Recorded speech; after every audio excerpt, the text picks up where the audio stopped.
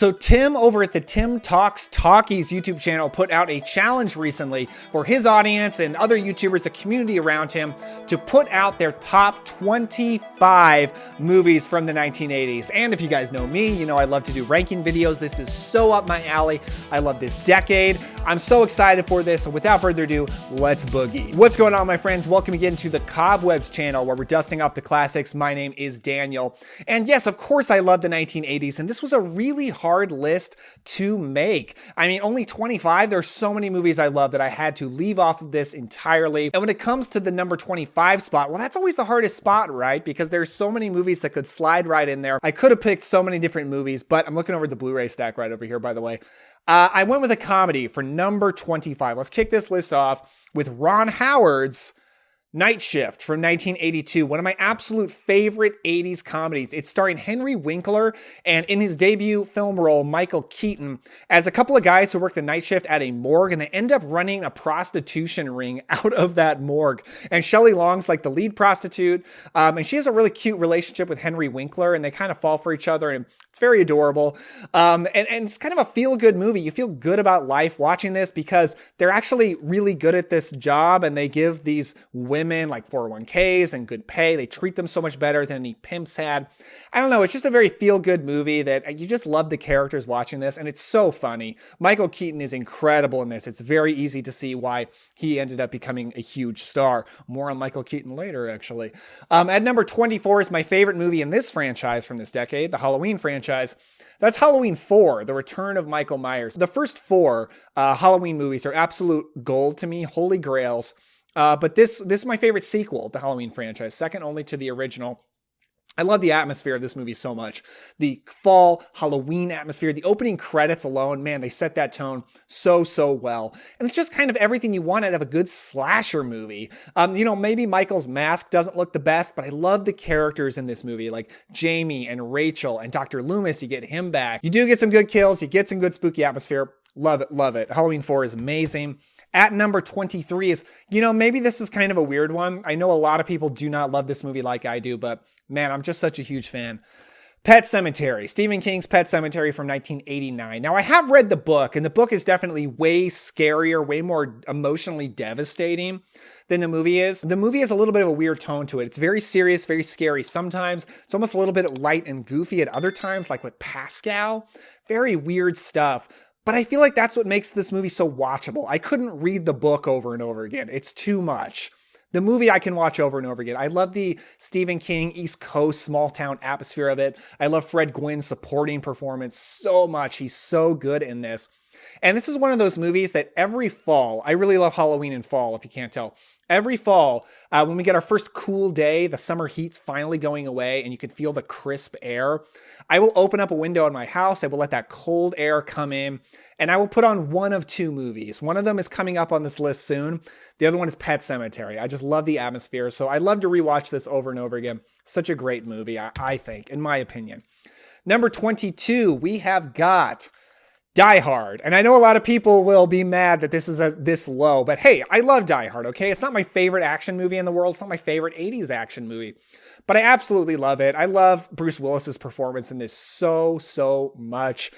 He's such a great everyman action hero. He's not the first everyman action hero. Sometimes people give him a little bit too much credit, but he did really usher in a new age of action heroes in the mainstream, away from the Schwarzeneggers and the Stallones, and kind of paved the way for the Nicolas Cages and the Keanu Reeveses of the 1990s. So it's an important movie. It is a Christmas movie, and it's got an amazing Alan Rickman supporting performance. I think that's his first movie too, which is crazy. He's incredible villain.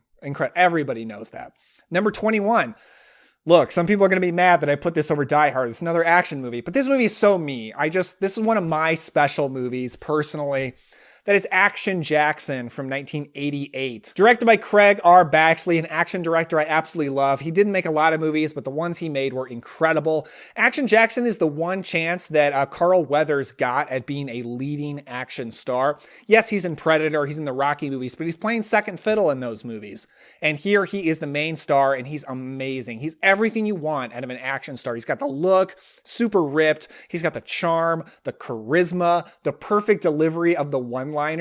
He's perfect in this, and Vanity is so great as the love interest character. Perfect cast. The action is great, just constant one-liners and fun. Just perfect 80s action fun. I love it so much. At number 20, this is the other movie that when fall first hits, I like to open up that window, let the cool air come in. I'll watch Pet Sematary, or I will watch An American Werewolf in London from 1981. Man, the second best werewolf movie ever made. I absolutely love this movie with all my heart. And it's a movie I didn't totally love the first time I saw it. It grew on me a little bit, and now I just couldn't love it more. It's 5 stars. It's got an amazing werewolf design, incredible practical effects. That transformation scene, so good.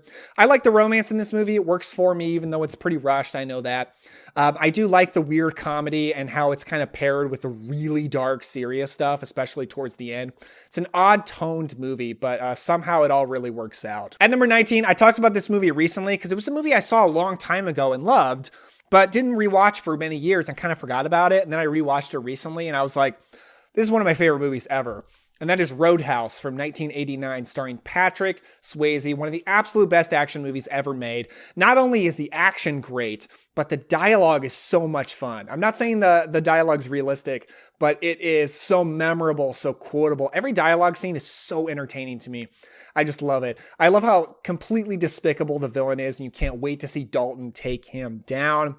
It's just a silly, wild, kind of sleazy movie that is just perfectly made on a technical level, which is impressive. You think this movie wouldn't have quite so many great resources put into it, but it really had, and it's amazing. I think most people would probably say the horror franchise that truly dominated the 1980s was Friday the 13th. And this is my favorite Friday the 13th movie, a franchise that I love.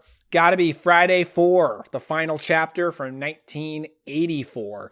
Incredible slasher movie. Like one of those truly perfect slasher films on every level. The characters are great. I mean, you got some likable ones, like you got Corey Feldman and his family around him. You got some unlikable ones who are memorable and watchable. You've got just weird characters. Everyone in this movie is like entertaining to watch. But then Jason is in top form in this movie. He looks amazing. The look is perfect. He is just a behemoth crashing through walls. The kills are so good. And it's got Judy Aronson, who I love. She's like the female lead in American Ninja. I love her, and she's in this movie, which is great for me. Yeah, Friday, final chapter. Just, oh man, look at...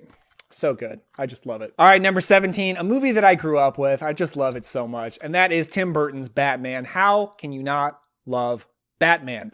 I know some people think it's dated, that other Batman movies have done it better later. Still my favorite Batman movie. Michael Keaton is my favorite Batman. Jack Nicholson's the Joker. The look is so perfect. Like the look does a lot of weight, and he looks amazing in this. But I just love what a goofy jokester he is. I love the Prince album that came along with this movie. I love to listen to that Prince album. It's full of bangers. But then Danny Elfman's score, amazing. I grew up with this movie. I'm a huge Batman fan. How can you not love Batman? Next up, 16, we have got Chuck Russell's The Blob. Man, The Blob is amazing. It is an incredible 5-star movie. Look, I love horror movies with small town atmosphere. I feel like I've kind of made that clear. This has a very just 1950s Americana feel to the small town it takes place in, which is something that really appeals to me. Of course, it's a remake of a movie from the 50s, a movie that's pretty good, but this remake ups the ante so much. The Blob action is amazing and kicks off almost right as the movie starts, and the effects are incredible. And I really like the characters. Kevin Dillon, Shawnee Smith, they're just fantastic in this movie. It's just endless entertainment. Like it just never stops. It's constant fun. I think we're at number 15, and that is Stuart Gordon's. You think I'm going to say Reanimator? Do you think? I'm not. I'm saying From Beyond. From Beyond is my favorite Stuart Gordon movie. One of my favorite movies of all time. One of my favorite horror movies. I have a special memory with this movie. It wasn't the first time that I saw it, but so I bought this Scream Factory Blu-ray, pretty early on. It's way out of print. It's been out of print for a long time, but I've had it for many years. And I brought it to college with me, and I watched it with my roommate and my girlfriend, who is now my wife.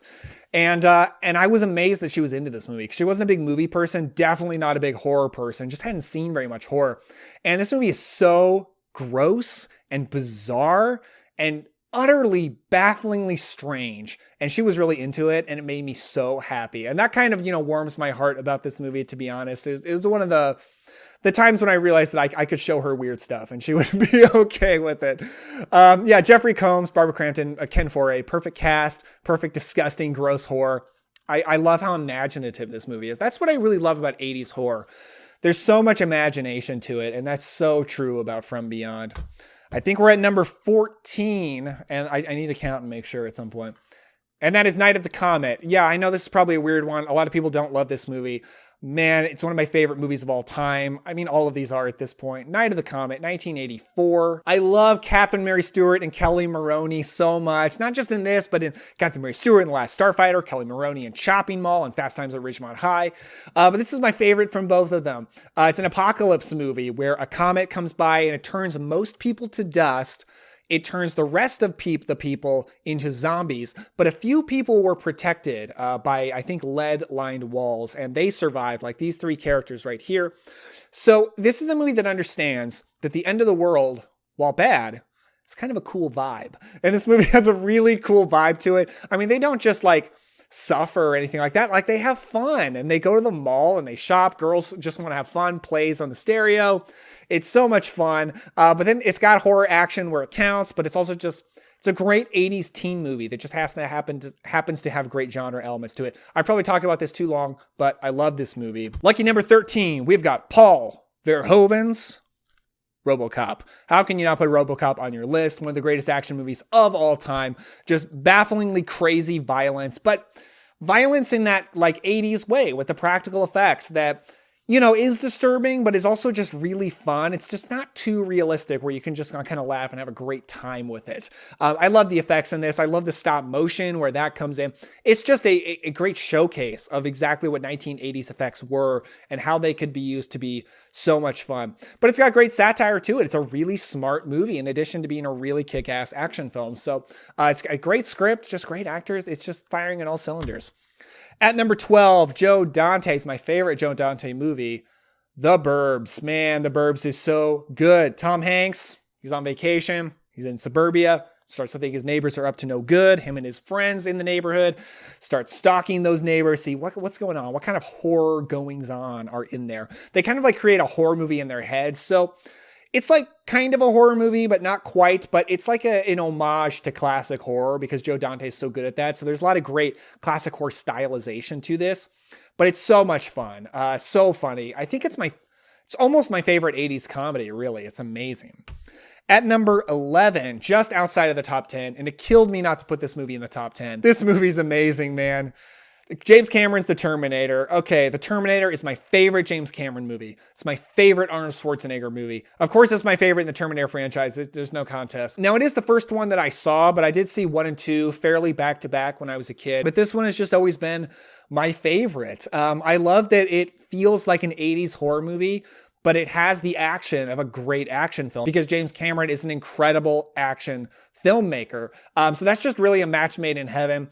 Arnold Schwarzenegger, the iconography of him is unbelievably iconic and looks so cool every second he's on screen.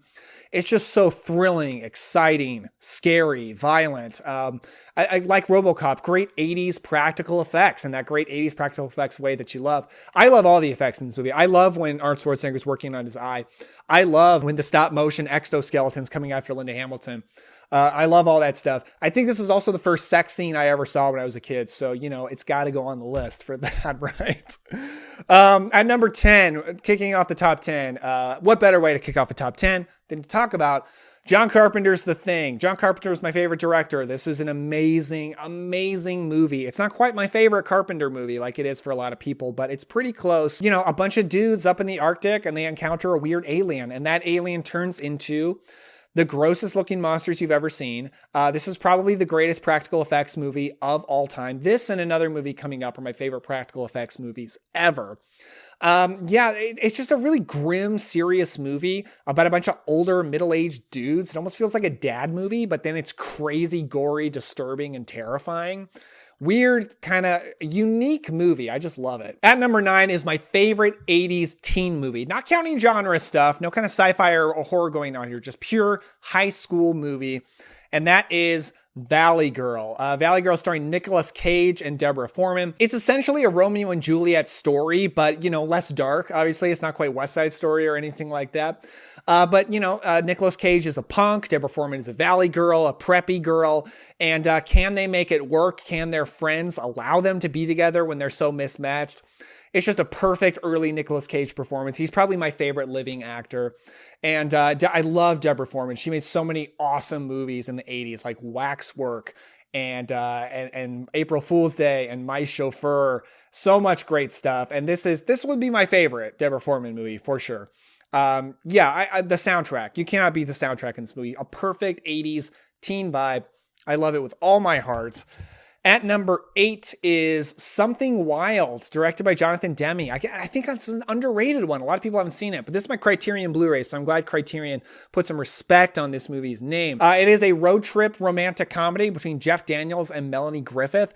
He is a super button-up, tight, knotted office guy, and she is a freewheeling, free-spirited, crazy girl. She kind of pulls him along this road trip adventure, but he has a good time doing it. He lets loose. But then about 2/3 through the movie, Ray Liotta shows up and blows up this movie. And it becomes this thriller, this super intense film. The tone shift is masterfully handled. So it's two different kinds of movies, and both of them are amazing. I love this so much. At number 7 is my favorite John Carpenter movie from the 80s, and that is The Fog. Man, The Fog was the first movie I saw from Carpenter that I truly fell in love with. Or a couple others I saw earlier that I had to come around on. And this was the first one. I was like, man, this Carpenter guy, I just love him. It's a ghost story. Might be my favorite ghost movie of all time, but it's not a haunted house. It's a haunted town. It's a haunted seaside town with a lighthouse where a radio DJ, Adrienne Barbeau, man, iconic. So good. One of the best scores of John Carpenter's career. Amazing music, great cast. I love everybody in this movie. Jamie Lee Curtis, Tom Atkins. How can you not? Janet Leigh from Psycho. Oh my God. Iconic legend. And the ghosts look amazing. One thing that puts me off ghost movies sometimes is I like to see stuff. I like to see monsters. I like to see slashers. I like to see something scary. And when the ghost is invisible, it's a little bit of a turnoff for me, but the ghosts look awesome in this. These pirate ghosts, the visual iconography is just perfection. Love it. At number 6, man, how could it not be Back to the Future? This is my wife's favorite movie, so because of that, I've rewatched it a lot, but I've rewatched it many times before I even met her. I mean, it's just, I'm happy to watch this movie anytime. I was watching special features from this movie recently, and they were talking about how they wrote this movie. They put sticky notes up on the wall where they were like, okay, if he goes back in time, it'd be cool if he invented rock and roll. So let's put that up. Well, that means before that, we have to establish he plays rock and roll. Okay, so we'll do that. So we need this clock tower thing. Let's put that. Okay, we're gonna have to establish that. And it just shows you how meticulous they were about setting everything up in this movie. So every little detail pays off. There isn't a wasted second of this movie. Of course, the cast is incredible. I love Michael J. Fox. Of course, it's his best role. Of course, Christopher Lloyd is incredible. It's perfect. It's just, you guys know, that's the power of love, right? At number 5 is Steven Spielberg. Is this is the only Spielberg movie on here. That's almost kind of surprising, but okay, one Spielberg movie. Raiders of the Lost Ark. This is my Indiana Jones collection, but I'm just talking about Raiders of the Lost Ark right here, even though I love Temple of Doom and I really enjoy Last Crusade as well. Raiders of the Lost Ark is definitely number 1. A perfect action movie, a perfect action adventure. I love what an homage it is to classic serials, to classic adventure movies from the 30s and 40s. It's just like, what if we took that kind of fun, adventurous spirit, but did it with 1980s modern technology, including technology that they're inventing on the spot. Just perfect filmmaking, practical effects. Harrison Ford, maybe the pairing of Ford with Indiana Jones is like possibly the greatest pairing of actor and character of all time. He's in contention for the greatest movie star of all time. And honestly, on the power of Raiders of the Lost Ark could do that alone. Amazing. I grew up on that movie. Of course, I grew up on the Indiana Jones trilogy. Love them so much. I like Crystal Skull as well. Sue me. At number 4, look, some people might think I'm crazy for putting this over Raiders of the Lost Ark, but I think it's one of the greatest blockbusters of all time. One of the greatest action adventure blockbusters that's ever been made. Star Trek II, The Wrath of Khan. Man, perfect. I keep saying perfect movie. These are all perfect movies, man. So I grew up on the original Star Trek series, and I really like it. I really enjoy it. I don't go back and rewatch it a lot these days. For me, Wrath of Khan is the best Star Trek anything that has ever been. And I've seen all the movies. I'm a big fan of the Star Trek franchise.